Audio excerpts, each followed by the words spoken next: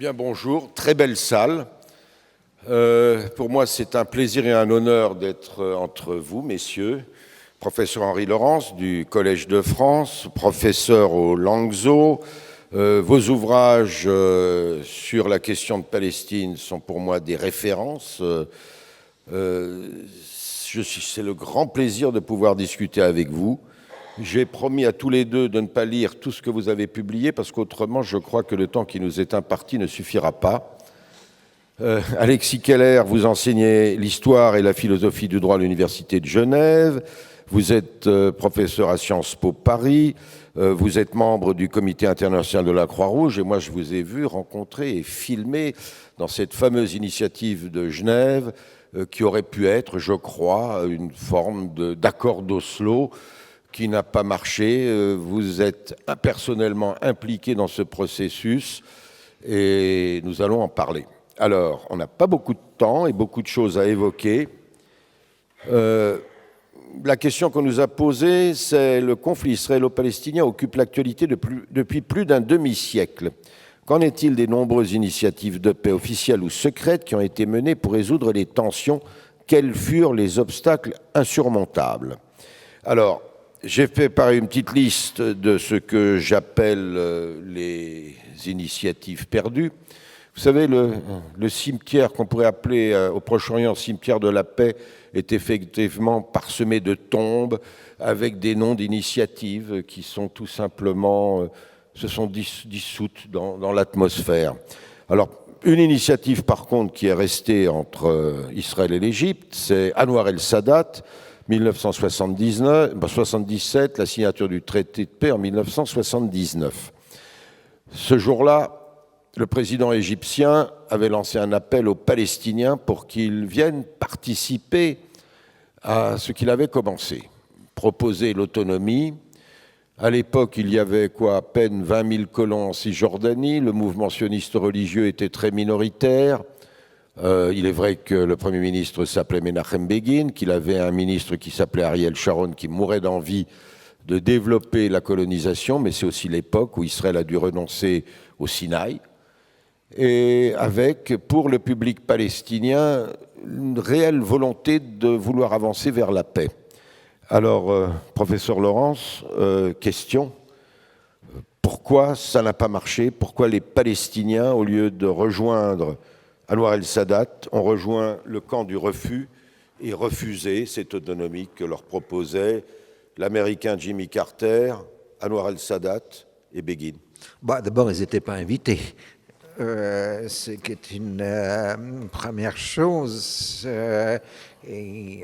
Honnêtement, si on l'avait proposé aux Palestiniens ce qui avait été accepté pour Sadat, c'est-à-dire le retour aux lignes du 4 juin 67, plus des considérations de sécurité pour Israël, les Palestiniens auraient été les premiers à accepter. Mais à Camp David 1, comme on l'appelle maintenant, les Israéliens ont cédé sur le Sinaï pour avoir la Cisjordanie. Et justement, ce qui était en question à Camp David, c'est la question de l'autonomie des territoires ou l'autonomie des personnes. Parce que les Américains avaient compris que c'était une autonomie de territoire. Donc on se trouvait dans une logique de territoire, donc de droit et de souveraineté. Tandis que Begin envisageait qu'une autonomie de personne, c'est-à-dire une déterritorialisation, une disparition du territoire palestinien. Alors c'est vrai que dans son entourage, Dayan, lui, était plus vers l'autonomie, mais il a été rapidement éliminé par Begin. Plus ensuite, il est tombé malade, mais c'est pas son interprétation qui a dominé. Et pour vous, justement, est-ce que dans cette notion entre autonomie pour les personnes, autonomie pour les territoires, qui est pour vous finalement également un point de droit international, est-ce que les Palestiniens, parce qu'ils y ont réfléchi, il y a eu des grandes discussions au sein de l'OLP, le représentant de l'OLP au Caire voulait aller à la négociation, à la dernière minute on lui a interdit. Est-ce que, selon vous, aujourd'hui, les Palestiniens, finalement, n'ont pas eu tort d'essayer de prendre ce petit bout pour essayer ensuite de progresser? Pour répondre à cette question, je dirais, c'est un piège, parce que je me méfie de la lecture de l'histoire rétroactive. C'est-à-dire que de dire maintenant qu'ils auraient dû ou qu'ils n'auraient pas dû m'a toujours paru dangereux. En revanche, pour revenir sur ce que Henry Lawrence disait, lorsque vous lisez l'accord de Camp David, et pour que les gens comprennent bien, l'accord de Camp David doit être dissocié de l'accord de paix entre l'Égypte et Israël, signé en 79, une année après. Lorsque vous lisez l'accord de Camp David, proprement parlé, le terme même de peuple palestinien n'y figure pas, et qu'il y a tout un pan de l'accord de Camp David qui a été passé par pertes et profits en 79, au nom de cette idée d'autonomie des personnes. Alors, est-ce qu'ils auraient dû accepter cette autonomie des personnes ? Peut-être. Charles, je ne connais pas aussi bien que vous le Moyen-Orient, mais ce que je peux en dire toutefois, c'est que j'ai entendu beaucoup de « ils auraient dû, ils n'auraient pas dû ». Et je crois que de part et d'autre, je me méfie toujours de ce genre d'analyse. Alors, peut-être aurait-il dû aller à Camp David, mais comme disait Henry Lawrence, il n'était pas invité. Alors, on passe tout de suite à Oslo. Avant Oslo, il y a eu des négociations secrètes entre le gouvernement israélien et l'OLP. 85, 86, ça s'est arrêté à la chute du gouvernement de rotation entre la droite israélienne, le Likoud, et les travaillistes. Ça s'est passé à New York, à Paris, il y a eu des rencontres secrètes à Bruxelles. Et en regardant les textes de l'époque, Oslo existe déjà. On parle d'autonomie pour Gaza, on parle de patrouille conjointe. Et cette idée qu'il peut y avoir un back channel, des négociations secrètes dans une cuisine de négociations, c'était le terme employé, est déjà annonciateur complet d'Oslo. C'est-à-dire Rabin, élu en 92, savait ce qui a été déjà discuté et accepte le processus d'Oslo, laisse ses négociateurs aller à Oslo. On nous raconte que Shimon Peres a fait ça dans le dos de Rabin, c'est complètement faux. Rabin avait suffisamment de services secrets pour savoir chaque mot qui a été dit. D'ailleurs, je me permets rapidement une petite histoire. Lorsque, avant les élections de 92, Rabin a envoyé un de ses amis discuter avec un dirigeant palestinien de Naplouse pour envoyer des messages à l'OLP, leur dire attention, pendant la campagne électorale, on ne veut pas d'attentat parce que ça fera le jeu de la droite et on perdra les élections. Il lui dit, et surtout à Abbas, que vous allez rencontrer, ne lui parlez pas dans son bureau, mais dans son jardin et à l'oreille. Pourquoi ? Parce que Abbas était assis sur des micros du Shin Bet, littéralement, et tout ce qui a été dit était rapporté en Israël et donc à la droite, à Shamir, qui était Premier ministre. Donc tout cela est en formation, arrive, et puis Oslo démarre. Alors, vous avez certainement connu ou entendu tout ce que disait Rabin. Pour Rabin, c'était avant tout l'autonomie, on verra après. À un moment donné, Rabin a envoyé un de ses principaux conseillers, un militaire, Jacques Neria, à Tunis, après la signature de l'accord d'Oslo, pour demander à Arafat, entre quatre yeux, qu'est-ce qu'il voulait. Et Jacques Neria est revenu, ça n'a jamais été publié, il veut l'État. Et il est prêt à faire des concessions sur le droit au retour des réfugiés, mais il veut l'État. Et Rabin répond, je ne suis pas sûr, mais enfin, on continue. Alors, messieurs, donc, question, comment jugez-vous aujourd'hui le processus d'Oslo tel que, mettons, jusqu'à l'assassinat de Rabin ? Merci Henri. J'ai sur Oslo un point de vue paradoxalement assez critique et je pense qu'on aura l'occasion d'y revenir parce que je crois que Oslo, qui a bien évidemment d'immenses mérites, porte en lui les germes de son échec. C'est-à-dire que le choix ou l'approche qui a été, et c'est une thèse que j'essaye de défendre, qui a été choisie, c'est l'approche graduée, ce qu'on appelle en anglais le gradualisme, c'est-à-dire cette idée que un accord doit être tout d'abord fait d'un processus sans avoir une idée claire de la fin de l'histoire. Et je crois que Oslo, qui a beaucoup de mérites, et ce n'est pas moi qui vais critiquer Oslo, restait très flou sur les termes, si tant est qu'il y en ait d'ailleurs. Lorsqu'on lit Oslo, on est assez frappé du flou qui règne sur les grands sujets qui fâchent, qui ne sont quasiment jamais abordés. Mais Oslo, pour moi, est fondé sur une double illusion. L'illusion qu'on va discuter des enjeux qui fâchent plus tard. Et puis un enjeu que l'on trouve chez Pérez très souvent, c'est l'idée que la démocratie économique doit précéder la démocratie politique. En d'autres termes, que l'autonomie ou l'autorité, ce qui deviendra l'autorité palestinienne, peut émerger économiquement, que les esprits s'apaiseront et que tout naturellement, les enjeux qui fâchent, les 3 ou 4 thèmes dont on parlera peut-être qui fâchent, trouveront d'eux-mêmes une solution. Et je crois qu'Oslo, qui a beaucoup de mérite, attention, c'est vraiment une avancée majeure, portait aussi l'accord d'Oslo en lui-même les germes de son échec. Professeur Laurence. Moi, je suis intégralement d'accord. D'un certain côté, évidemment, c'était un progrès. Bon, je faisais partie des gens déjà un expert à cette période, donc nous avons fait nos prophéties qui se sont toutes trouvées fausses, ce qui tout va bien, puisque les historiens, s'ils arrivent déjà à prédire le passé, c'est beaucoup. Donc, il y avait à la fois une dissimulation, enfin, ce qui est très symptomatique d'Oslo, ce point fondamental justement du renvoi à la fin, qui est une absurdité, parce que chacun va essayer d'avoir les meilleures positions pour la fin, donc ça ne peut pas créer de confiance, mais de la méfiance entre les partis. C'est la dissymétrie des positions, parce que dès le départ, les Palestiniens savent où ils veulent aller. Fondamentalement, pour eux, accepter les frontières de 1967 est l'ultime concession qu'ils ont fait. Ils ne peuvent pas aller plus loin. Ils sont donc sur une position qui est la position de tous les États arabes, le retour au 4 juin 1967. Alors que le problème, c'est de l'autre côté, c'est du côté israélien, on ne sait pas. On ne sait pas pour plusieurs raisons.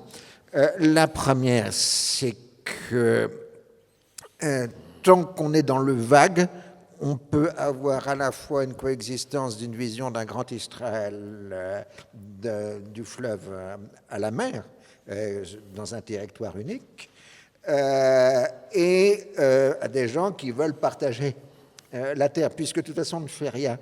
Et surtout, on ne décide de rien. Depuis 1967, la politique israélienne, elle consiste à faire des faits accomplis sur le terrain sans réfléchir, ou en tout cas dans le discours ou dans la réflexion, sur le résultat à obtenir. Et en ce sens-là, Oslo crée une première crise dans le système politique israélien, parce que là, il faut faire la distinction entre ceux qui sont, disons, partisans du plan Allon.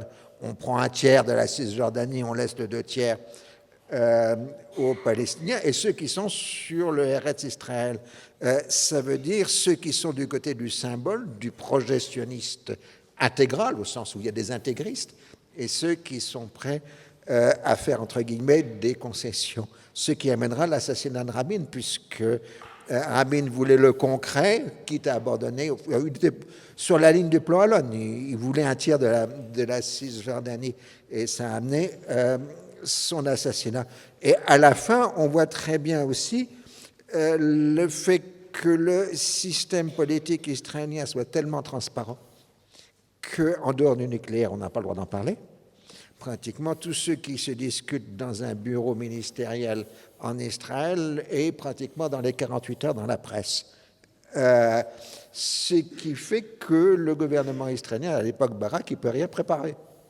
Les négociateurs ne peuvent strictement rien préparer, parce que s'ils préparent un document disant on va avancer ça contre ça, ce sera immédiatement en fuite dans les journaux, et il y aura immédiatement une levée de boucliers, et il y aura un effondrement dans la coalition au pouvoir. Ce qui fait que Camp David II est absolument non préparé du côté israélien. Ils sont dans l'incapacité, pour cette raison, d'avoir un document de travail.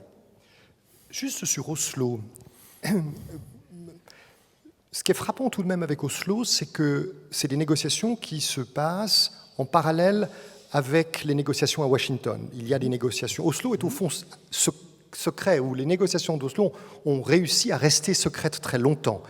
Dans la suite logique de Paris-Bruxelles 84-85, Oslo a, on parlait de cuisine, négociation dans la cuisine, Oslo a été une négociation dans une cuisine, si je puis dire, entre 5 représentants de part et d'autre, alors même qu'après la conférence de Madrid de 91, les parties négocient officiellement à Washington. Donc ce qui est intéressant par contre avec Oslo, c'est que la dimension du secret a globalement été respectée, ce qui n'était pas le cas de Tabac. En 2000, de Camp David d'abord et de Tabac ensuite, encore que les situations soient différentes. Mais Camp David II, effectivement, le drame de Barak, c'est qu'il n'avait pas de négociateur dans sa cuisine. Il ne pouvait pas, comme avaient pu le faire ses prédécesseurs à Oslo, négocier de manière confidentielle et secrète. Mais je crois que Oslo a, de ce point de vue-là, un mérite en termes de transparence, c'est que les négociateurs des deux camps ont pu aborder tous les sujets sans que le lendemain, ça soit dans la presse. Oui, parce que personne n'y croyait. Tout à fait. Si vous prenez le cas des Américains, par politesse, les Israéliens ont signalé qu'ils négociaient discrètement avec les Palestiniens à Oslo. Les Américains ont fait « Ah bon ?» parce qu'ils croyaient que ça ne mènerait à rien, donc personne n'avait... Et les Israéliens craignaient, lorsqu'ils sont allés annoncer aux Américains qu'ils avaient un accord avec l'OLP en septembre 93, ils craignaient que les Américains ne soient fâchés. Mais ma question, j'ai posé à 2 reprises à Yasser Arafat une question. Pourquoi est-ce que vous avez signé cet accord sans obtenir l'arrêt total de la colonisation? Et à chaque fois, Arafat m'a répondu, oui, quand il y aura un accord, ils partiront. Est-ce que là, professeur Laurence, il n'y a pas aussi un imaginaire palestinien? Est-ce que les Palestiniens comprenaient vraiment, ce que je ne crois pas, la société israélienne et la politique israélienne? Il y avait 2 catégories de Palestiniens. Ceux de Washington qui venaient des territoires et qui avaient parfaitement compris. C'est pour ça qu'ils refusaient les propositions israéliennes. Et puis ceux de l'extérieur, ceux qui étaient à Oslo, ne venaient pas de l'intérieur. Et donc ces Palestiniens-là, ce qui les intéressait, c'était de sauver l'OLP, qui était en pleine crise politique, en pleine déconfiture financière, en pleine crise de légitimité. Donc Oslo sauve l'OLP. D'ailleurs, c'est bien pour ça que les Israéliens négocient aussi avec l'OLP. C'est qu'elle paraît à ce moment-là tellement affaiblie qu'elle leur apparaît possiblement. Alors l'autre chose, c'est justement, dans tout le processus graduel d'Oslo, la contradiction des positions. À chaque étape, on a dit, tout ce qui se fait dans la graduée, dans les années, ne compte pas puisqu'on remet le compteur à 0 à la négociation finale. Alors pour les Israéliens, quand ils arrivent à Oslo, ils pensent qu'en fait, ils ramassent tout ce qu'ils ont fait depuis 93. Et puis les Palestiniens disent non, nous on est dans la règle du jeu, on a dit tout ce qui se fait depuis Oslo ne compte pas sur le plan du territoire, on revient au point de départ. D'où l'explosion de colère des négociateurs israéliens à ce moment-là, et les Américains aussi. Je peux juste rebondir, Charles, sur ce que vous avez dit, en fait, sur les 2 langages parlés. Ce qui m'a beaucoup frappé quand j'ai vécu dans cette région du monde et que j'ai fait un certain nombre d'allers-retours entre Ramallah et Tel Aviv, c'était justement cette incompréhension dans la langue, dans les mots même employés. Et ce qui me frappe toujours, c'est que le rapport au temps, le rapport à Dieu, le rapport à l'écrit, le rapport à l'oral, le rapport à la parole est très différent. Je pense qu'Oslo cristallise aussi cette différence. Ce qui me frappe quand on regarde Oslo, c'est par exemple que les Palestiniens n'avaient pas pensé à prendre un juriste dans leur équipe. Ils n'avaient pas de juriste. C'est arrivé beaucoup plus tard. C'est arrivé beaucoup plus tard. Ils ont fait appel à un juriste égyptien un peu au dernier moment pour relire au dernier moment le texte. Et peut-être une anecdote, puisque si vous m'autorisez une anecdote, lorsque j'ai eu le plaisir et l'honneur de rencontrer le président Clinton, il m'a dit, on a bien évidemment, je lui ai fait parler sans arrêt, ce qu'il adorait faire d'ailleurs, ce qu'il adore faire. Et donc je l'ai questionné sur Oslo, sur bien sûr Camp David et tout le reste. Et sur Oslo, il m'a fait cette remarque extrêmement frappante. Il m'a dit, l'heure avant, souvenez-vous, l'heure avant que les deux protagonistes, Arafat et Rabin, soient sur la pelouse de la Maison-Blanche. Ils sont dans le bureau de Clinton avant de descendre de la Maison-Blanche. Et quelqu'un vient dire à l'oreille d'Arafat, il y a une erreur sur les cartes qui n'avait pas été contrôlée. Il y a une erreur sur les cartes. Panique à bord. Tout le monde s'agite. Bill Clinton est convoqué d'urgence dans son bureau. Il convoque Arafat et Rabin. Arafat, me rapporte Clinton, soulève ce point. Et il regarde Rabin dans les yeux. Rabin lui dit « Souhaitez-vous que je vous l'écrive ou que je vous le mette par écrit, que nous le corrigions maintenant ?» Et Arafat dit « Non, ce n'est pas nécessaire. J'ai votre parole. Elle me suffit. » Et bien sûr, ils sont descendus sur la pelouse et ils ont signé, heureusement d'ailleurs, cet accord.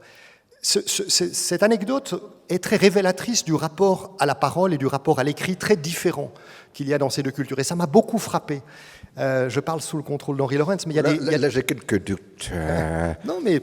Arafat était un champion de la renégociation permanente et de faire à peu près le contraire de ce qu'il proclamait en public. Les Arabes l'avaient vu au Liban, entre 1975 et 82, faire son numéro. Et le mot traditionnel, enfin, on attribuait la formule habituelle d'Arafat, c'était l'aram, c'est-à-dire le oui-non. Il dit oui, mais en fait, ça veut dire non et inversement. Mais ce que vous dites n'est pas du tout, je crois, en contradiction avec ce que je dis. Je dis simplement que je crois qu'il y a un rapport à la langue qui est très différent, et ce qui m'a beaucoup frappé. Je crois que les négociateurs, selon reprendre un magnifique mot de Joubert dans un autre contexte, se tutoyaient en anglais. Oui, absolument. Absolument. Ce qui est très révélateur. Et Oui. Bon, là, il y a eu la parole de Rabin donc, dans le bureau de Clinton, et puis ensuite, il n'y avait plus la parole de Benjamin Netanyahou. Absolument. Là, on passe à une autre chose. Une ribambelle de dirigeants américains et israéliens, y compris de gauche, sont allés voir Arafat pour lui dire qu'il ne faut pas avoir peur de l'élection de Netanyahou à la place de Pérez, vous verrez, c'est un pragmatique, il ne faut pas avoir peur, il va faire quelque chose. Et Arafat l'a pris. Et c'est le début de la fin du processus. Professeur Laurent, c'est à ce moment-là que vous signez, qu'on peut dire que ça y est, c'est fini. Netanyahou relance la colonisation, fait une petite concession sur Hébron, et puis ensuite, ça se termine. Bon, de toute façon, c'était déjà... Les Arabes avaient enfin les Palestiniens avaient parfaitement vu qu'on n'avait jamais autant colonisé que sous Rabin. Donc, de ce côté-là, les sources palestiniennes marquent au moment où Netanyahou arrive au pouvoir, Arafat semble déjà considérer que la partie négociation est finie. Enfin, elle est perdue. Si on se rappelle chronologiquement, ça correspond à l'affaire du Kosovo.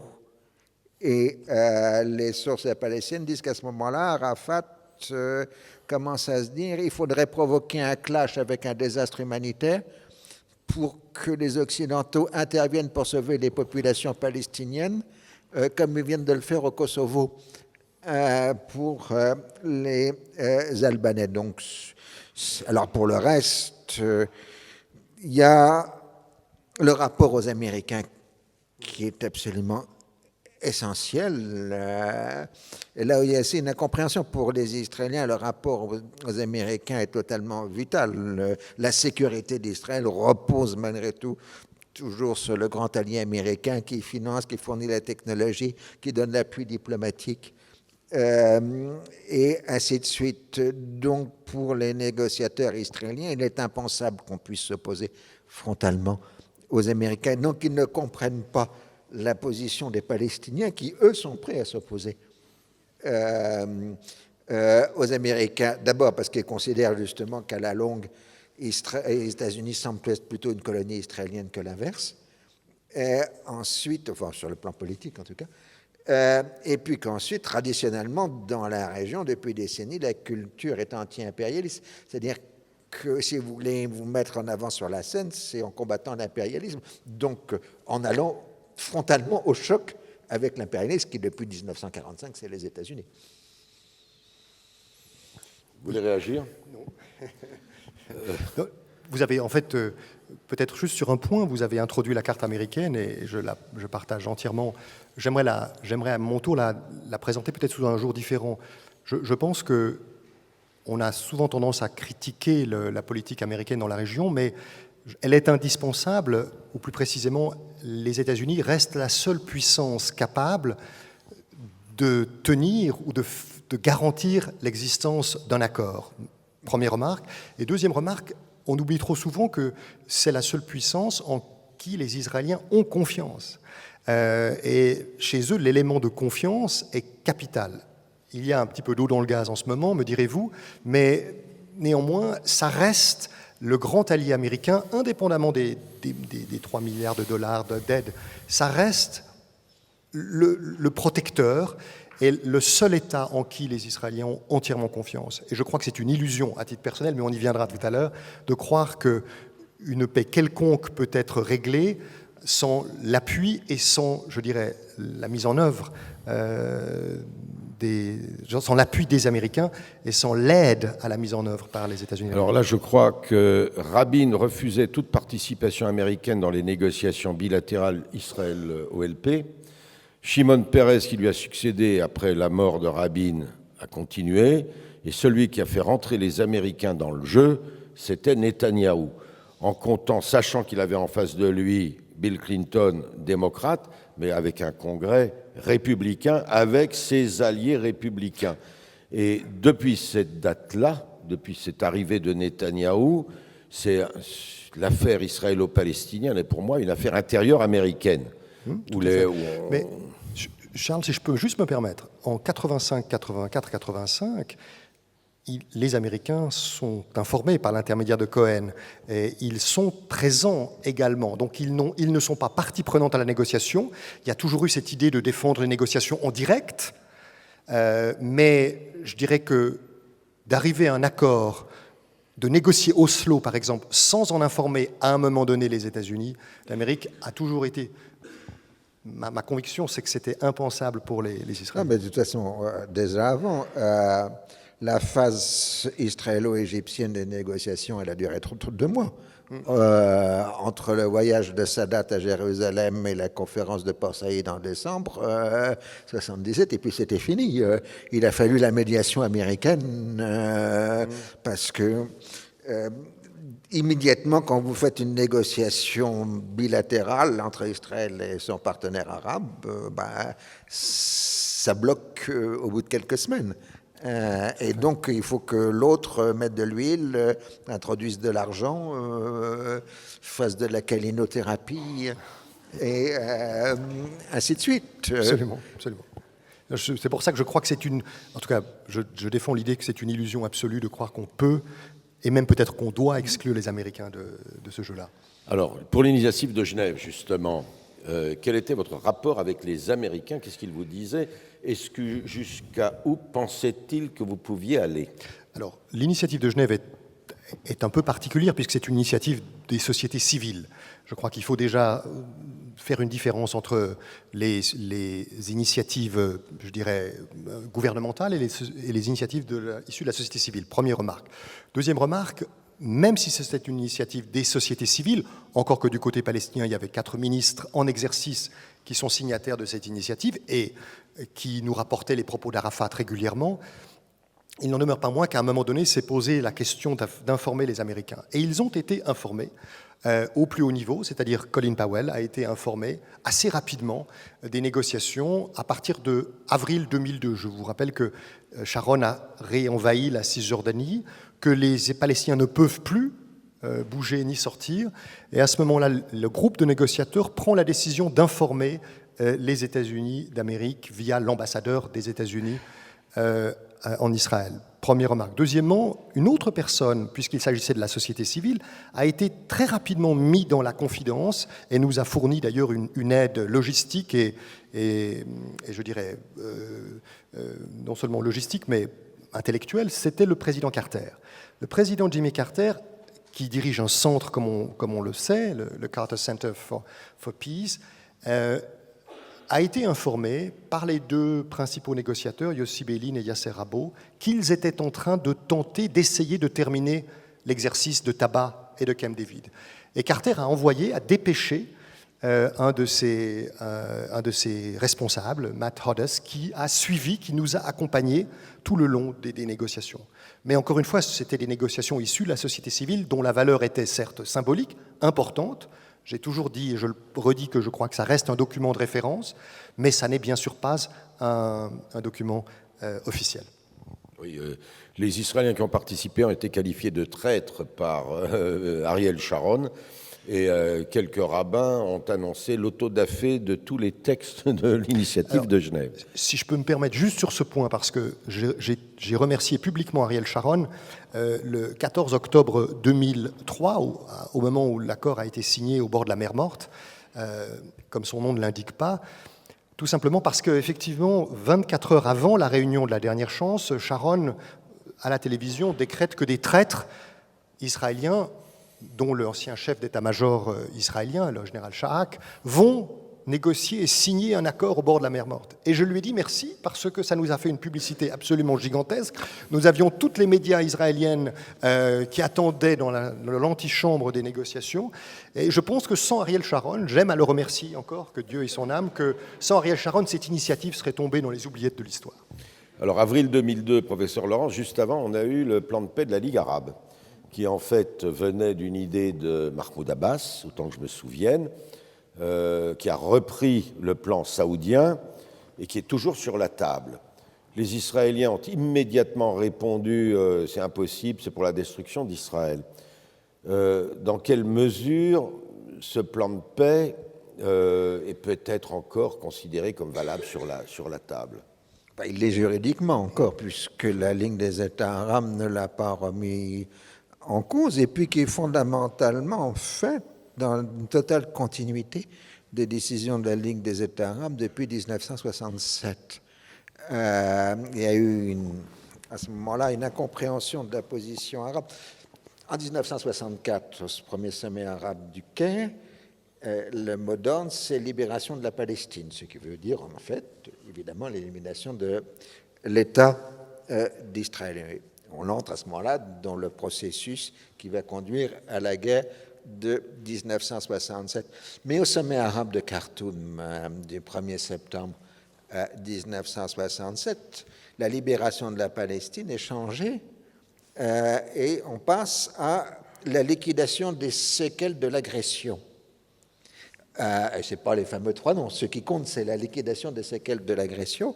Ça veut dire que les États arabes sont prêts à faire un accord, je ne dis pas la paix nécessairement, un accord avec Israël sur la base du retour aux lignes du 4 juin 67, ce qui explique d'ailleurs pourquoi l'Égypte accepte la résolution 242, puisque c'est dans la continuité de la décision de Khartoum. Alors, le reste, depuis Khartoum jusqu'à Beyrouth 2002 et maintenant, ce n'est que des variations sur cette phrase, la liquidation des séquelles de l'agression, puisque à l'époque, et si vous remarquez, la 242 ne mentionne nulle part un traité de paix, ni des relations diplomatiques, et même pas la reconnaissance. Donc, c'est des variations sur le thème. Alors, à l'époque, en 67, les États arabes disent « ne se feront pas la paix, mais nous mettrons fin à la belligérance ». Or, c'était la question de la belligérance qui permettait aux États arabes de faire des actes hostiles à Israël, comme le boycott, l'interdiction de la circulation maritime, et ainsi de suite. Et il y a une totale continuité. Alors, bon, il y a beaucoup de jeunes ici, donc ils n'ont connu que le conflit israélo-palestinien, mais nous avons tous été formés au conflit israélo-arabe. Et c'est ce passage progressif à partir de Khartoum du conflit israélo-arabe au conflit israélo-palestinien qui explique aussi la position des États arabes. Alors, il y a eu des moments arrière parce qu'on faisait des petites crises d'anti-impérialisme, rien que pour embêter le voisin. La Syrie était très forte pour ça, enfin celle de Hafez el-Assad. Mais fondamentalement, la position des États arabes a toujours été la même. On négocie sur la base du 4 juin. Avec quand même le dernier plan de paix donc de la Ligue arabe, ce que je me trompe peut-être, mais c'est une reconnaissance de facto de l'État d'Israël.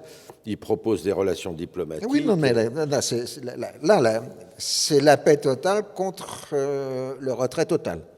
Avec des arrangements, échange de territoire, et puis solution négociée pour le problème des réfugiés. Oui, alors là, c'est le problème des réfugiés, c'est évidemment un point crucial parce que les Arabes n'ont jamais été très cohérents sur ce point, parce que d'abord c'était très difficile pour eux.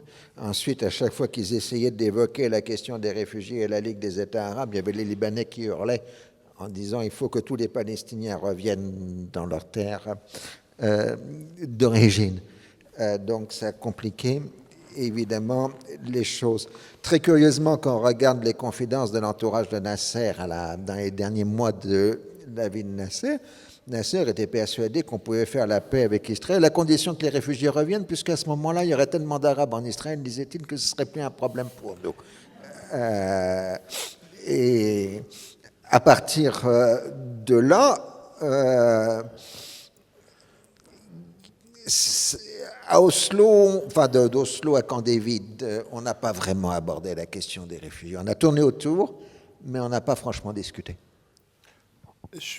M'autorisez-vous à ne pas être en accord avec vous? Trop bavard.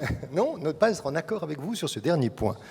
Il me semble qu'à Camp David, ou en tout cas, quand le 23 décembre 2000, Clinton livre ses paramètres, ces fameux paramètres, il donne une réponse à la solution ou au problème des réfugiés. Il parle d'un droit au retour, mais pas un droit au retour dans l'État d'Israël, mais dans l'État de Palestine nouvellement créé. C'est une manière d'évacuer, me direz-vous, le problème aussi, mais dans les paramètres Clinton, la question du droit au retour est abordée. Elle est abordée, mais dans la logique d'Oslo, où il y a un contrôle israélien sur l'État civil des Palestiniens. Alors, ce qu'on ne voit pas, imaginez une négociation dans laquelle vous allez traiter de 15 ou 20% de la population d'un État, de 65% de la population d'un autre État, sans inviter les représentants de cet État. C'est ça. Camp David II, quand on commence à aborder la discussion des réfugiés, on ne s'aperçoit pas que les Palestiniens qui sont présents à Camp David n'ont aucune légitimité pour parler au nom des réfugiés. Parce que le but d'Oslo, c'était de transférer l'OLP de l'extérieur vers l'intérieur, ce qui a été une réussite de ce point de vue-là. Mais en même temps, en passant à l'intérieur, l'OLP a disparu des camps. L'OLP n'avait plus aucune présence dans les camps palestiniens, parce que les Syriens les avaient définitivement virés. Donc dans les camps palestiniens du Liban, ils n'ont jamais eu en Syrie, parce que le régime de Hafez el-Assad, de toute façon, les avait liquidés. Et ils n'étaient pas en Jordanie, puisque depuis 1971, l'OLP est interdit dans les camps palestiniens de Jordanie. Et d'autre part, ces Palestiniens, globalement, font plus de la moitié de la population jordanienne. C'est-à-dire qu'il y avait un exercice tout à fait abstrait de parler sur les réfugiés, sans convoquer les États où les réfugiés étaient, et qui gérait ces populations. Je suis parfaitement d'accord sur ce point. Il n'en demeure pas moins que Bill Clinton avait fait une proposition à laquelle on peut adhérer ou pas, mais je crois qu'il historiquement Alors, faux de dire qu'on n'a pas abordé le sujet. On l'a abordé dans un sens qui peut plaire ou déplaire à certains, mais Clinton avait très clairement abordé la question. Dans la question des réfugiés, il y a la question de la légitimité. Et c'est là où le problème est fondamental. Et c'est à Tabat où la première fois la question a été vraiment abordée. Dire les retours des réfugiés de 1948 dans l'État d'Israël, c'est le suicide de l'État d'Israël, c'est reconnaître que l'État d'Israël ne peut exister qu'en ayant expulsé la population arabe existante en 1948. Si on admet que pour la survie de l'État d'Israël, ces réfugiés ne peuvent pas revenir, ce que je veux bien admettre, Charles l'a écrit d'ailleurs plusieurs fois, on doit admettre qu'on doit passer à ce qu'on appelle les narratives, c'est-à-dire non seulement à des compensations matérielles tout à fait. pour les réfugiés, mais un retour sur l'histoire. Et ça avait été abordé à Tabat pour la première fois. Il y a aussi à Camp David. Le grand argument des Israéliens, après de la communication israélienne, après l'échec de Camp David juillet 2000, c'était en fait l'OLP veut détruire Israël en exigeant le droit au retour de la totalité des réfugiés, ce qui est faux. Tous les négociateurs palestiniens savaient qu'aucun de leurs interlocuteurs israéliens n'acceptera un retour en masse. Alors on a discuté, vous l'avez dit, du narratif, qui est responsable. Les Palestiniens ont exigé qu'Israël reconnaisse sa responsabilité, ce que les Israéliens ont refusé d'ailleurs. Et ensuite, on a parlé de nombre. Pour les Israéliens, c'était une réunification quelques réunifications de familles. Et on a commencé à argumenter justement sur les réfugiés au Liban. Si les Israéliens vont en accepter 5 000, 10 000 ou 30 000 pour faire un geste. C'était ce que les négociateurs avaient exigé. Mais pour essayer d'avancer, on a eu ensuite 2 négociations, Ehud Olmert, et puis ensuite, plus récemment, John Kerry. Dans les 2 cas, ça s'est terminé par un échec. Les négociations menées par le Premier ministre Ehud Olmert avec Mahmoud Abbas sont allées très loin, avec encore un argument de communication israélien assez extraordinaire. Olmert a proposé à Abbas des concessions énormes. Il lui a montré une carte. Et Abbas a dit c'est formidable et il a refusé. Alors c'est faux. Olmert a refusé de donner la carte à Abbas, qui donc n'a pas pu dire oui ou non. Il a dit lorsque j'aurai la carte et que je pourrai en discuter, on verra. Comment est-ce que vous voyez ces dernières années d'agonie du processus, Alexis ? Alors, comment est-ce que je la vois ? Je suis comme nous tous ici pas très optimiste. On aura l'occasion, je pense, dans votre conclusion, de parler aussi un petit peu de l'avenir. Sur la question de Olmert, je pense que le problème, paradoxalement, et je vais vous choquer, Charles, je ne suis pas certain que ça ait été un problème de carte seulement. Je crois que c'était aussi un problème de poids politique, de politique intérieure. Olmert, je vous le rappelle, en 2007-2008, est sous la menace de poursuites judiciaires. Il cède sur un certain nombre de choses, mais il ne pourra pas le vendre au public israélien. Il est sur le point de perdre les élections, et surtout, il est sur le point d'être poursuivi. Je vous rappelle qu'il a récemment été d'ailleurs condamné. Donc je pense que le drame du non-accord Olmert-Abbas, qui est d'ailleurs d'une certaine manière aussi le drame de la négociation qui s'est terminée en 2014 avec Kerry, c'est qu'il y a une asymétrie dans les situations politiques. Vous aviez à l'époque un Mahmoud Abbas relativement fort à l'interne, encore probablement capable d'imposer aux siens une cote mal taillée. A contrario, Olmert était très faible politiquement parlant. Il n'aurait jamais, me semble-t-il, et je parle sous votre contrôle, Charles, mais il me semble qu'il n'aurait jamais pu imposer ce qu'il a proposé, ce qui n'est pas loin d'ailleurs des paramètres Clinton, au peuple, à la population israélienne. Et récemment, c'est l'inverse qui se passe. Netanyahou est politiquement extrêmement fort, et donc, alors que Mahmoud Abbas, je dirais, est devenu extrêmement faible aux dépens du Hamas notamment. Et donc, c'est un problème d'asymétrie, c'est ma lecture de l'échec, plus que les questions de cartes, c'est un problème d'asymétrie du poids politique de chacun des acteurs. Professeur Laurence, ça y est, la diplomatie israélo-palestinienne a vécu, c'est fini avec l'échec de Kerry? Encore une fois, vous demandez à un historien de prédire l'avenir, mais en tout cas, on ne peut être que négatif. Disons, au Liban, on a l'habitude de dialoguer sur le dialogue. En Israël-Palestine, on négocie sur la négociation. Et on oublie le fond du problème. Je crois que s'il n'y a pas modification des rapports de force, rien ne peut venir de ce qu'on appelle, peut-être par oxymore, un processus de paix. Mais en revanche, il se passe d'autres choses qui peuvent modifier considérablement les données à court ou moyen terme. La montée des mouvements de boycott, en particulier aux États-Unis dans la jeunesse américaine, le BDS, la prise de position de plus en plus forte de l'Union européenne sur l'interdiction des produits venant des colonies israéliennes, des territoires occupés. Et au-delà, quelque chose auquel on réfléchit moins, que la modification de la démographie américaine. Parce que l'attachement fondamental des États-Unis à la cause israélienne, elle est liée quand même à une identité WASP, anglo-saxonne, protestante et blanche. Même si les latinos reprennent un certain nombre de thématiques des WASP, ils ne sont pas du tout dans le même rapport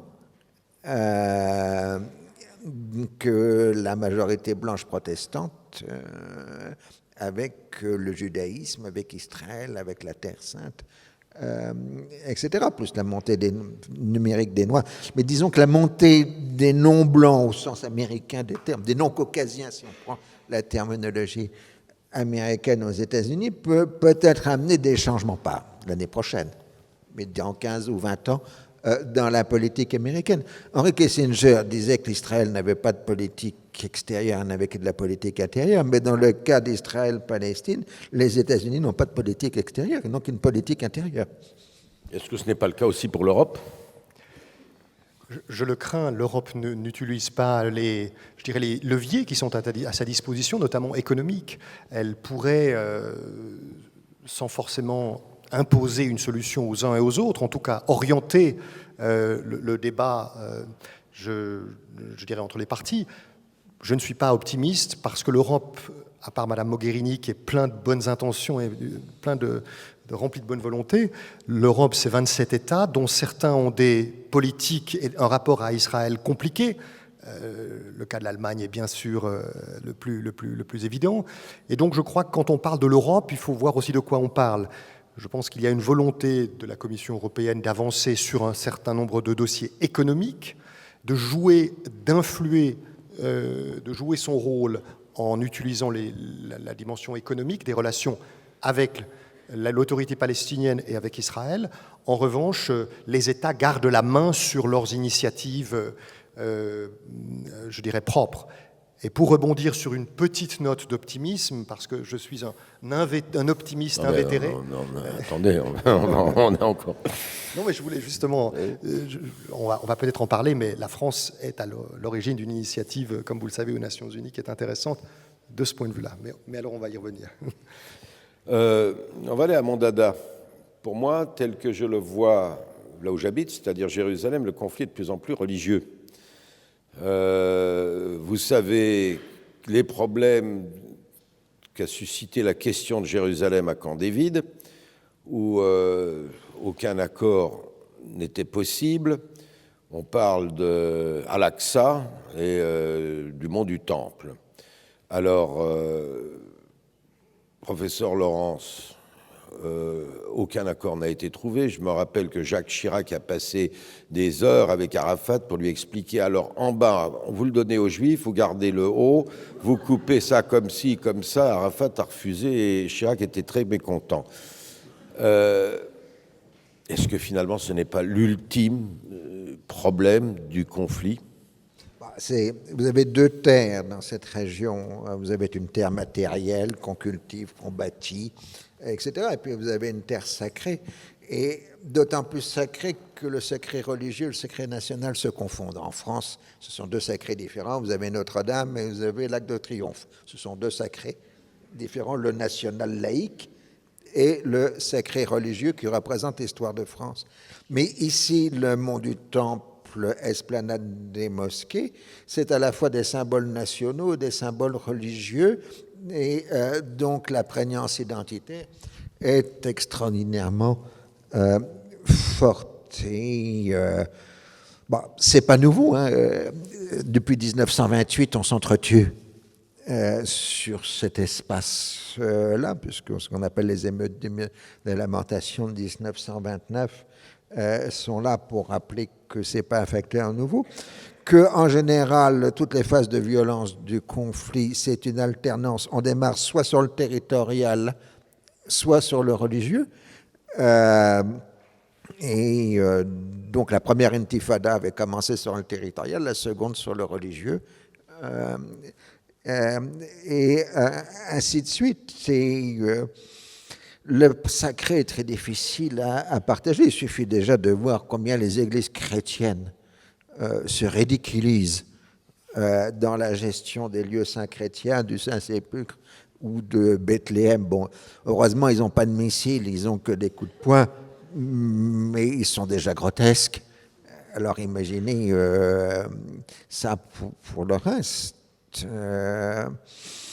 Moi, je suis très pessimiste. Je vois mal comment... Alors, en plus, on avait des Américains pour qui le temple... pour Bill Clinton, lui, il avait appris ça dans l'école du dimanche aux États-Unis, donc c'était évidemment... Il n'y avait pas d'arabe dans la Bible de l'école du dimanche de Bill Clinton en Arkansas. Et puis on a un Arafat qui fait à la fois n'importe quoi, mais qui est au sommet de la critique biblique, puisqu'il dit à la fois que le temple n'était pas là, mais à Hébron, ce qui est absolument incompréhensible pour Bill Clinton, alors qu'en fait, Arafat pense au mont Garizim et aux Samaritains. Mais Clinton ne sait pas ce que c'est les Samaritains, puisque lui, il ne connaît les Samaritains que la parabole dans la Bible. Et puis ensuite, il rajoute du Kamal Salibi, en disant, mais de toute façon, le temple était en Arabie, parce que Kamal Salibi était un historien arabe, par ailleurs tout à fait excellent, mais qui avait inventé la thèse farfelue que la Bible historique était en Arabie et pas en Palestine. Et comme c'est... Donc il ressort ça à Bill Clinton qui s'étrangle. Ça donne des discours assez surréalistes, cette discussion sur le temple, sauf qu'il y a des gens qui meurent régulièrement à cause de ça. Vous avez eu du mal à discuter de cela lors des négociations sur l'initiative de Genève ? Oui, bien sûr, puisque, comme Henri Laurens l'a très bien dit, c'est un lieu qui touche au sacré, et ô combien au sacré. Je crois, de ce point de vue-là, je suis un optimiste et je veux le rester. Je crois que malgré tout, une solution politique devra être trouvée si tant est que la paix arrive dans cette région du monde. Et pour l'initiative de Genève, la solution qui a été trouvée, c'est de la mise en œuvre des paramètres Clinton. Clinton avait dit cette phrase, même s'il était à l'école du dimanche de l'Arkansas, il avait une capacité de comprendre les enjeux très bonne. Et il avait eu cette formule qui figure dans les paramètres Clinton. Ce qui est juif doit demeurer à tout jamais sous souveraineté israélienne et ce qui est arabe doit passer sous souveraineté palestinienne. Vous allez tout de suite me dire, mais qu'est-ce qui est juif et qu'est-ce qui est arabe ? Bien sûr, mais il y avait quand même dans les deux délégations, me semble-t-il... Sur les quartiers de Jérusalem-Est. Absolument. Mais pas sur les lieux saints. Sur les lieux saints, c'est-à-dire sur la vieille ville, dans la Old City, la vieille ville de Jérusalem. Les paramètres Clinton avait donc, le 23 décembre 2000, fait cette proposition aux deux parties. D'ailleurs, vous vous souvenez peut-être, en leur interdisant de se prononcer et de l'interrompre. Il avait dit, si un jour vous voulez avoir un accord qui n'est pas religieux mais politique, voici les paramètres que je vous suggère. Et donc, pour l'initiative de Genève, nous nous sommes inspirés de ces paramètres, ce qui revient à, au fond, dire que le quartier, pratiquement la totalité du quartier arménien, chrétien et musulman, devient sous administration Israélienne.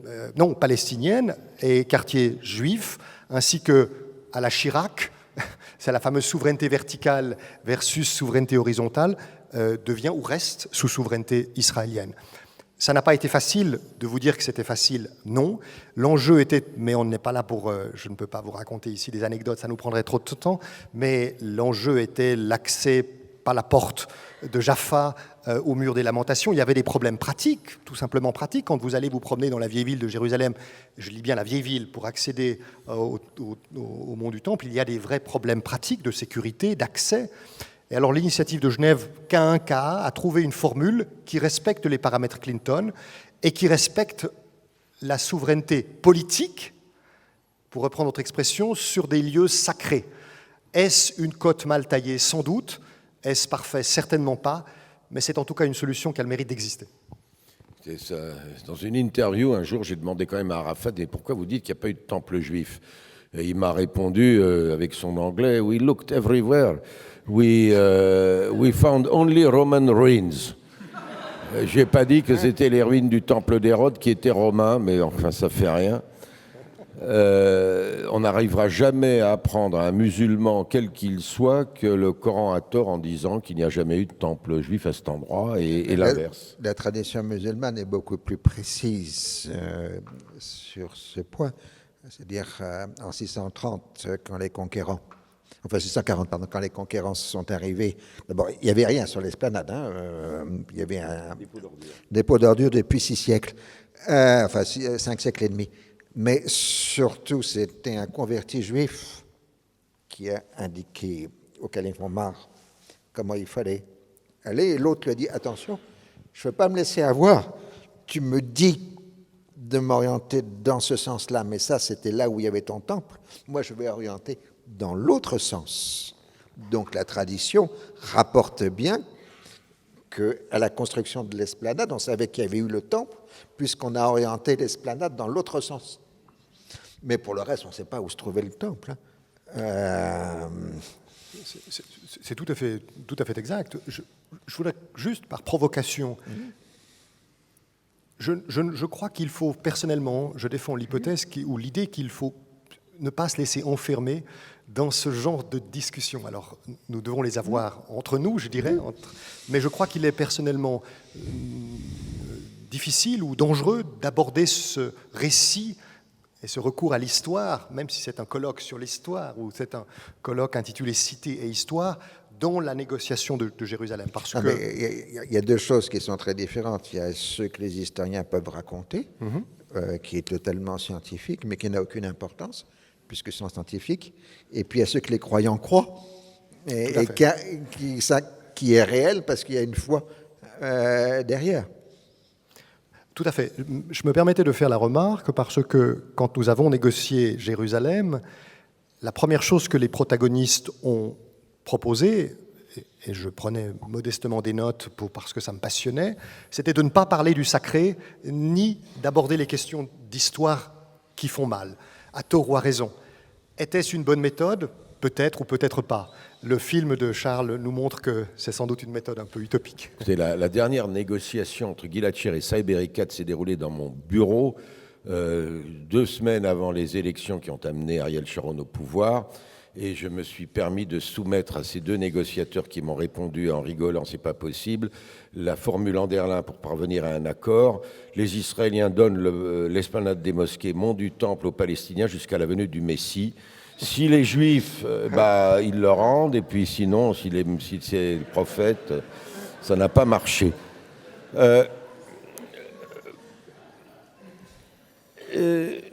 Nous allons quand même parler, messieurs, la solution à 2 États aujourd'hui. Les Français en parlent, les Américains n'arrêtent pas de le répéter, et ça devient presque un peu la méthode Coué. Alors, moi, je n'y crois pas. Vous aussi n'êtes pas très, entre guillemets, optimiste. Donc, si pas 2 États, quoi? De toute façon, au départ, les 2 États, c'était une fiction.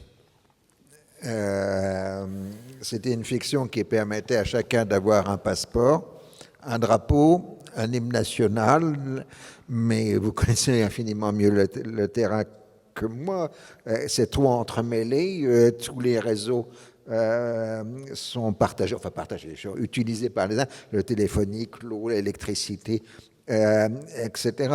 Donc, de toute façon, quelle que soit la formule juridique, et les juristes sont ingénieux, que l'on trouvera, elle impliquera toujours une gestion à deux et pas une gestion séparée, parce qu'il est impossible qu'il y ait une gestion séparée. Pour le reste, pour l'instant, je ne vois pas de futur, je veux dire, parce que d'un côté, la solution à deux États est vraiment très compromise géographiquement.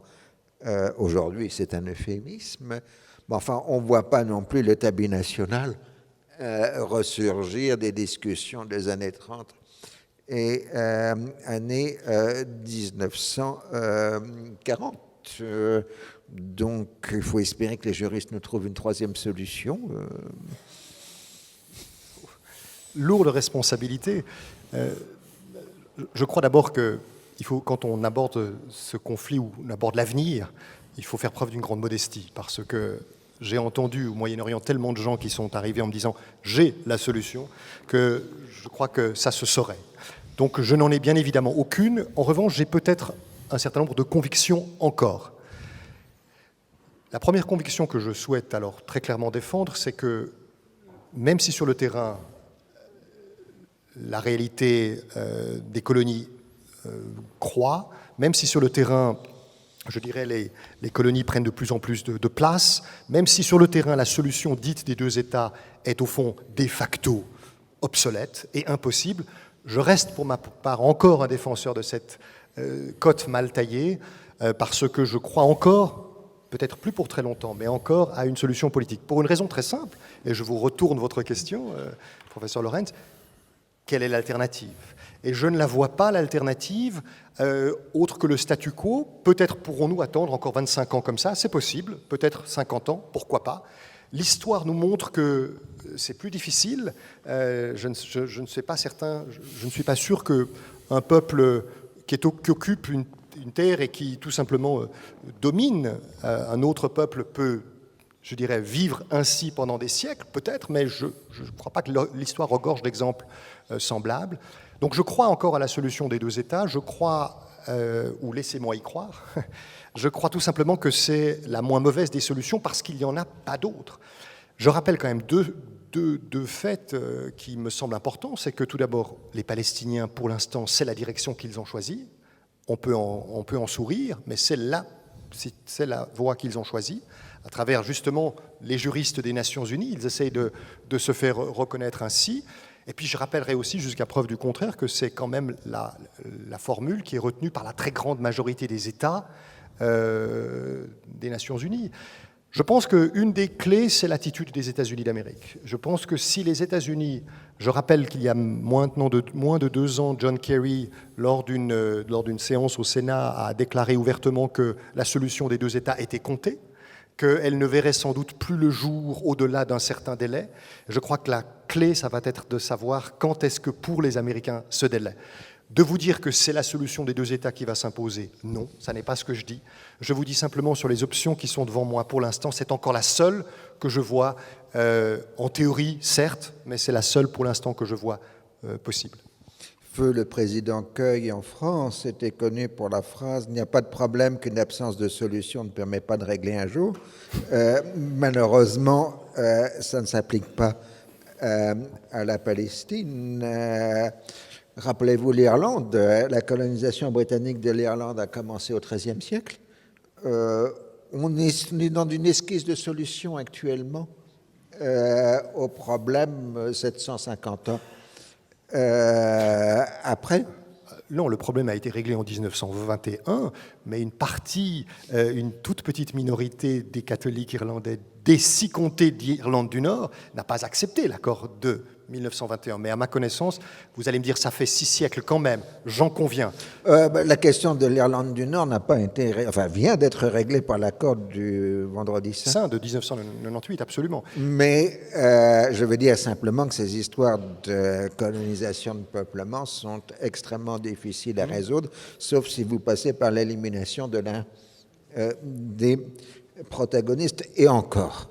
Parce que même le génocide aujourd'hui ne règle plus rien. Regardez les Turcs qui pensaient avoir réglé la question arménienne en 1915, un siècle après, ils l'ont toujours accroché à eux. Donc moi je suis pessimiste. Pour le reste, vous savez, on en discutait avant notre débat, on est actuellement dans une situation au Moyen-Orient où à peu près tous les 15 jours on rebat les cartes parce qu'il y a quelque chose qui est en train d'exploser dans la maison. Donc finalement, soyons honnêtes, Israël-Palestine, c'est à peu près le coin le plus calme de la région actuellement. C'est vrai. Oui, Henri, vous avez raison, mais j'aimerais quand même citer un général américain qui avait eu cette très belle formule à l'époque de la guerre en Irak, que je crois est toujours valable. Il avait eu, le général Zinni, Anthony Zinni, avait eu cette formule célèbre en disant que la route pour Bagdad ou Téhéran passe par Jérusalem. Et il avait eu cette très belle formule: vous réglez le problème israélo-palestinien, vous ne vous imaginez pas le nombre d'autres problèmes dans la région que vous pourrez régler. Est-ce vrai ou pas? Je ne sais pas. Je reste convaincu que ça reste une épine dans le pied de pas mal. Mais que ce soit une dimension dans la région permanente. Je vais être cynique, si m'autoriser. Les Israéliens, à juste disent que c'est des conflits à basse intensité. Mais permanents. C'est magnifique pour occuper les médias, et Charles est très bien pour ça. Mais enfin, bon, en Irak, en Syrie actuellement, on meurt beaucoup plus.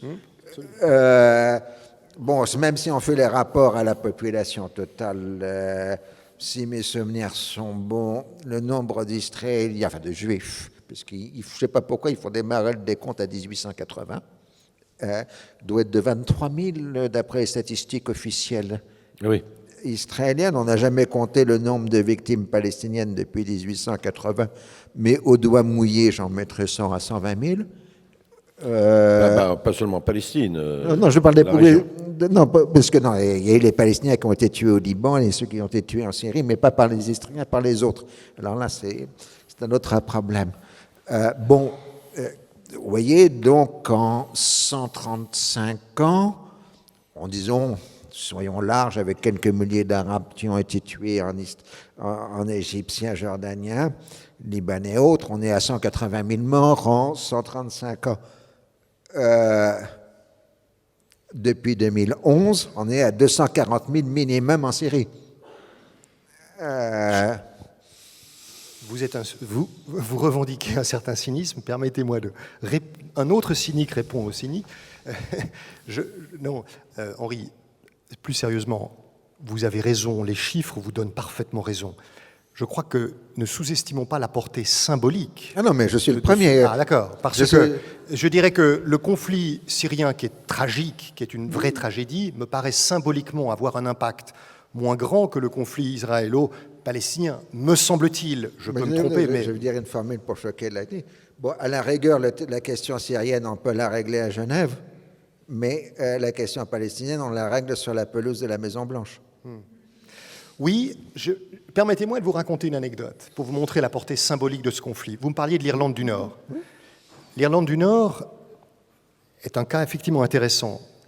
En 1996 ou en 1996, j'étais à Belfast, et au moment où un certain nombre d'accords avaient été trouvés entre Israéliens, ou arrangements, juste avant le Wye River Plantation, entre Palestiniens et Israéliens.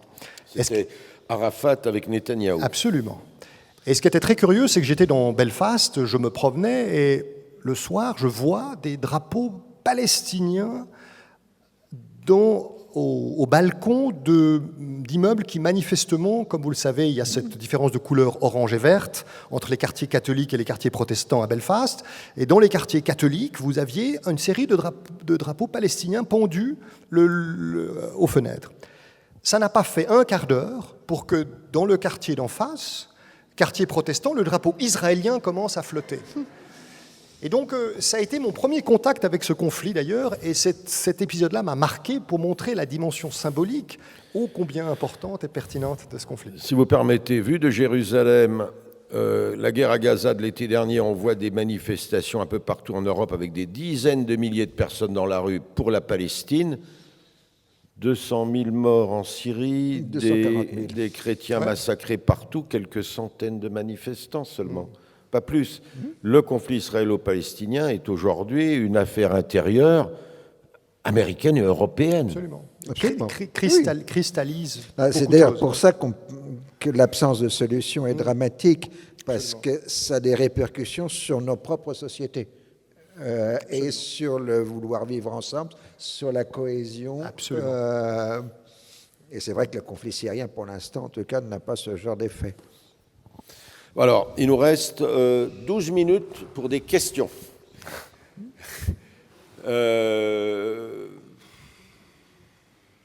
Voilà. Est-ce qu'il y a un micro quelque part ?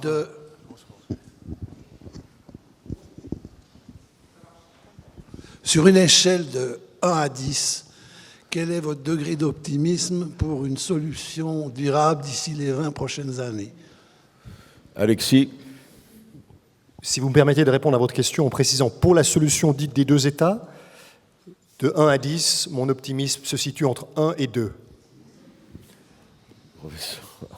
C'est dans la même case que le dernier mantra diplomatique qu'on ressort un peu partout dans la région, qui est la formule solution politique. On fait solution politique à l'Irak, solution politique à la Syrie, au Liban, Israël, Palestine. Moi, mon avis est très négatif pour l'instant. Cela dit, ça change tellement vite dans la région qu'on ne sait jamais. Si je peux juste me permettre de répondre, je ne vous vois pas, je ne sais pas où est la personne, je m'en excuse, qui a posé la question. Il y a une initiative française qui est intéressante et qu'il faudrait suivre, puisque Henri disait très justement que ça change toutes les 2 semaines. Alors d'ici le 30 juin, sachez que les choses pourraient encore changer, mais est discutée aux Nations Unies, au Conseil de sécurité des Nations Unies, une résolution voulue par la France, qui a été très ferme dans le dossier iranien, dont on n'a pas parlé, mais dont on pourrait aussi parler, et qui suggère ce à quoi je crois depuis très longtemps, de définir, enfin, d'établir les paramètres, de donner quelque part un statut juridique aux paramètres de la solution dite des 2 États, aux fameux paramètres Clinton, avec un accord cadre, non pas un accord, mais une proposition dessinant sur les 4 thèmes qui font mal les limites de toute négociation. La France est partie prenante à ce projet. Elle a été très ferme sur l'Iran, donc elle a un certain crédit.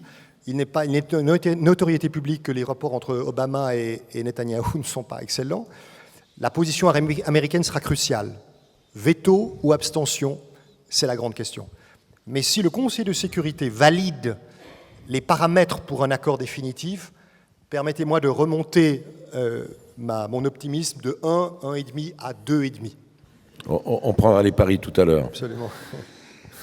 Juste, je voulais... Madame.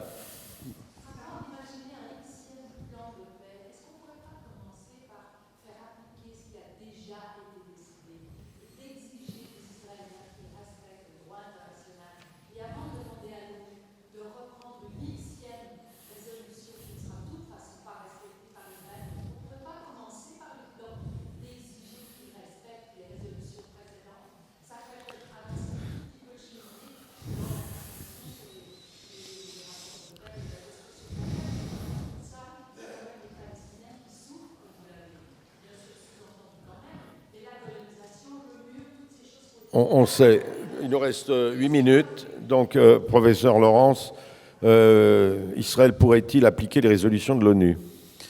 Écoutez, il y a toute l'hypocrisie internationale qui est indispensable à toute diplomatie. Je veux dire, On a des tas de résolutions qui disent des tas de choses très précises sur ce qui est légal et ce qui est illégal, mais on a toujours oublié de les mettre sous le chapitre 7 de la Charte des Nations Unies, celle qui permet de les appliquer par la force, par le biais de sanctions, d'interventions, etc. Donc, depuis 1949, on a fait des lots de précisions juridiques, mais tant qu'on n'aura pas le chapitre 7... Je rajoute d'ailleurs, pour répondre à Madame, qu'il faut distinguer les résolutions du Conseil de sécurité des Nations Unies, d'où l'importance du veto américain, des résolutions de l'Assemblée, les unes étant contraignantes, pas les autres. Et c'est toute la question du chapitre 7 qui se pose. Si je vous parlais tout à l'heure d'une résolution du Conseil de sécurité, qui pourrait être plus contraignante, en tout cas dessiner, je le répète, le cadre global au sein duquel un accord doit être trouvé. Voilà, donc je ferai une distinction entre les deux types de résolutions, c'est important. C'est d'ailleurs pas pour rien.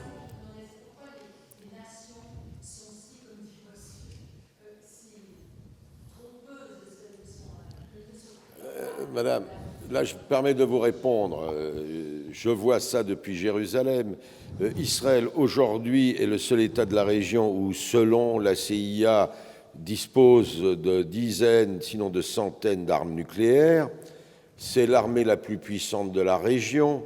C'est un pays qui a aujourd'hui l'indépendance énergétique grâce aux réserves de gaz naturel qui se trouvent au large des côtes israéliennes, qui va en vendre à la Jordanie, qui va en vendre à l'Égypte. C'est à la limite, c'est hallucinant. Qui a un soutien total des États-Unis. Il y a un radar américain dans le Negev. Et puis, vous avez aussi les groupes de pression, les communautés des uns et des autres, d'ailleurs en Europe. Personne ne fait pression sur Israël, ou ne fera pression sur Israël. J'ai un correspondant à Gaza qui doit régulièrement faire le voyage de Paris pour un traitement médical. Ben écoutez, c'est la croix et la bannière, si je puis dire, pour lui obtenir l'autorisation de sortir de Gaza, traverser le territoire israélien, prendre l'avion à Amman et puis revenir. Un citoyen israélien arrive dans n'importe quel aéroport de Schengen et reste 3 mois ou plus en Europe. Il n'y a pas de pression sur Israël et a priori, il n'y a aucune raison politique existante pour qu'il y en ait. Au contraire, pour moi, c'est un peu un espèce de messianisme de gauche que d'imaginer que demain matin ou dans 1 an ou plus, tout à coup, il y aura une grande crise, des pressions, BDS réussira à interdire tous les produits des colonies en Europe, voire les produits israéliens, il y aura une crise économique et les Israéliens vont comprendre. Tout ça, c'est du pipeau. L'économie des colonies, c'est 3% de l'économie israélienne. Et toutes les taxes qui peuvent être imposées aux produits israéliens à l'entrée en Europe, c'est compensé par des aides gouvernementales israéliennes. Il faut voir les choses telles qu'elles sont.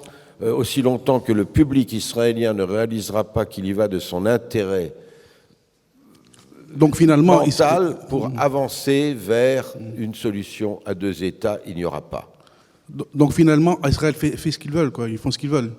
Donc à terme, les Palestiniens seront éliminés. Il n'y aura pas réellement 2 États, ce sera comme les Indiens en Amérique ou comme dans quelques années, quoi. Vous êtes encore beaucoup plus cynique ou pessimiste que nous, là, vraiment.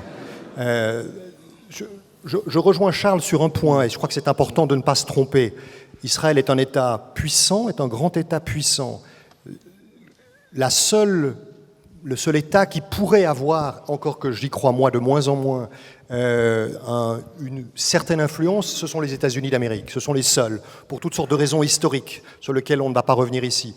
Maintenant, quel est l'avenir, qui est un peu le sens de votre question? Est-ce qu'on va laisser abandonner les gens? Je ne crois pas, là je me permets de rebondir ou de botter en touche en employant le mot d'Henri Lorenz. Toutes les 2 ou 3 semaines dans cette région, les choses changent. L'État islamique, que va-t-il devenir? On parle de la Jordanie, on n'a pas parlé de la Jordanie, mais la Jordanie n'est pas un État, paradoxalement, qui est d'une solidité terrible, avec, je dirais, les voisins qui sont pour le moins encombrants. Le Liban, on n'en a pas parlé, mais c'est un État fragile. Donc, pour répondre à votre question, à laquelle je ne réponds pas, j'en suis conscient, parce que je n'ai pas de réponse sur qu'est-ce qu'il va arriver. Je vous ai exprimé ce que je souhaitais, mais ce qui va arriver, je ne le sais pas. Vous savez, l'humour palestinien remplace l'humour juif en tant que moquerie de soi-même et d'humour noir. Donc, une très belle histoire palestinienne, c'est Jésus-Christ qui revient en Terre Sainte.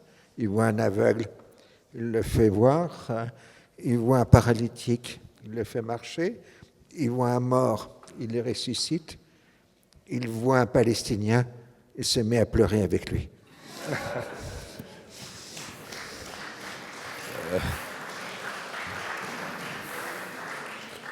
Bah, écoutez, il y a encore place pour une question. Alors, excusez-moi, j'aimerais juste revenir sur cette question de la force symbolique. Pouvez-vous juste lever la main? Pardonnez-moi. Voilà, merci. Vous avez évoqué la force symbolique en fait du conflit israélo-palestinien, puis on voit bien en fait qu'on est dans le registre aussi souvent de l'émotionnel ici, dès qu'on aborde cette question, alors qu'à la limite, quand les bouddhistes tuent les hindous au Sri Lanka, tout le monde s'en fiche ou presque. Quelle est votre perception en fait sur cette force symbolique très particulière de ce conflit-là en particulier? Qu'est-ce qui finalement, nous, occidentaux, nous rend si préoccupés et si anxieux par ce conflit-là on regarde d'autres conflits qui peuvent avoir lieu dans le monde aujourd'hui? Il y a deux choses. D'abord, c'est un territoire ridiculement petit, c'est l'équivalent d'un gros département français, donc ce n'est pas le territoire, ce n'est pas les ressources naturelles, à la rigueur un petit peu la situation géopolitique, c'est la Terre Sainte. Donc d'une part, ça renvoie à l'historicité religieuse des trois religions monothéistes ou abrahamiques, et d'où les questions des lieux saints. Et puis, d'autre part, elle porte tout le XXe siècle, au sens que l'Occident ne peut pas voir la question sans passer par la Shoah, parce qu'il y a une responsabilité occidentale dans la Shoah qui est très lourde, elle n'est pas simplement allemande. Et puis, de l'autre côté, pour le reste du tiers-monde, Israël, c'est la colonisation réussie, c'est l'impérialisme du 19e ou du début du 20e siècle, c'est la perpétuation d'une histoire qui, ailleurs, est terminée. Donc, vous avez le télescopage entre des millénaires d'histoire religieuse et des immenses tragédies du 20e siècle, ce qui explique pourquoi on en discute ici aujourd'hui. Et pourquoi ça vous intéresse? Je partage entièrement ce que Henri Lorenz a dit. Ce conflit nous renvoie à notre propre histoire, ô combien douloureuse en Europe, et c'est peut-être pour ça que, et ça vous intéressera de le savoir, que le conflit israélo-palestinien est le conflit le plus couvert médiatiquement et de très loin de tous les conflits du monde, et ce depuis très longtemps. Il nous renvoie à quelque chose de très profond qui relève de la reconnaissance, de la justice, qui relève de la Shoah, bien sûr, qui relève de notre responsabilité, qui relève de beaucoup de domaines et qui nous touche et qui nous renvoie encore une fois à notre propre histoire. Eh bien voilà, merci à tous deux. J'espère que vous avez apprécié.